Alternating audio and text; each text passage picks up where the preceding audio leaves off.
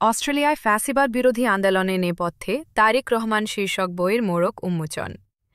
রাজধানী কৃষিবিদ institution Bangladesh KIB এক সেমিনার হলে ব্যতিক্রমধর্মী আয়োজনের মধ্য দিয়ে অনুষ্ঠিত হয় প্রবাসী লেখক মোসলেহ উদ্দিন হাওলাদার আরিফ রচিত গ্রন্থ অস্ট্রেলিয়ায় ফ্যাসিবাদ বিরোধী আন্দোলন নেপথ্যে তারেক রহমান বইয়ের মোড়ক উন্মোচন। দেশবরেণ্য রাজনৈতিক বিশ্লেষক, সাংবাদিক ও বিএনপি নেতৃবৃন্দের উপস্থিতিতে অনুষ্ঠানটি প্রাণবন্ত হয়ে ওঠে। এগ্রিকালচারিস্টস অ্যাসোসিয়েশন অব বাংলাদেশ অ্যাব এর আহ্বায়ক কৃষিবিদ ড কামরুজ্জামান কায়সারের সভাপতিত্বে প্রধান অতিথি হিসাবে বক্তব্য রাখেন বিএনপির ভাইস চেয়ারম্যান ড আসাদুজ্জামান রিপন। বিশেষ অতিথি হিসাবে বক্তব্য রাখেন বিএনপির চেয়ারপারসনের উপদেষ্টা জনাব জহির উদ্দিন স্বপন।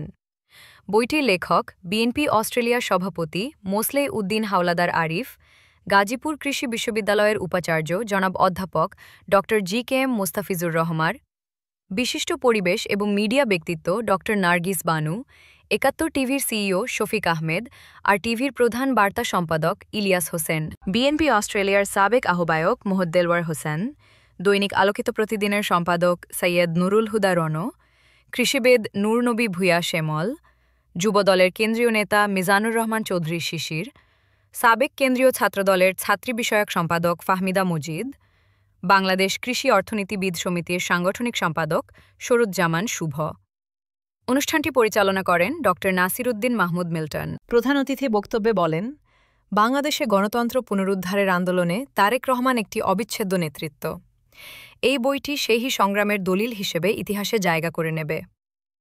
মোড়ক উন্মোচন অনুষ্ঠানে আরও উপস্থিত ছিলেন ঢাকা মহানগর বিএনপির বিভিন্ন স্তরের দায়িত্বশীল নেতা, লেখক, শিক্ষার্থী এবং পাঠক। পুরো মিলনায়তন ছিল উৎসবমুখর। জহির উদ্দিন স্বপন বলেন, গত ১৭ বছরে হাসিনা বিরোধী আন্দোলনে প্রবাসীদের ভূমিকা ছিল অনেক প্রশংসনীয়।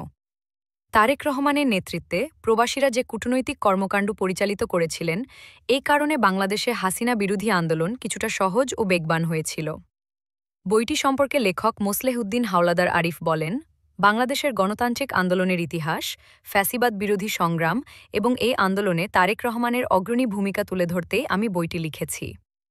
অনুষ্ঠান শেষে বইটির কিছু অংশ পাঠকদের সামনে তুলে ধরা হয় এবং লেখকের সঙ্গে মতবিনিময় অনুষ্ঠিত হয়। উপস্থিত অতিথিরা বইটি নিয়ে গভীর আগ্রহ প্রকাশ করেন।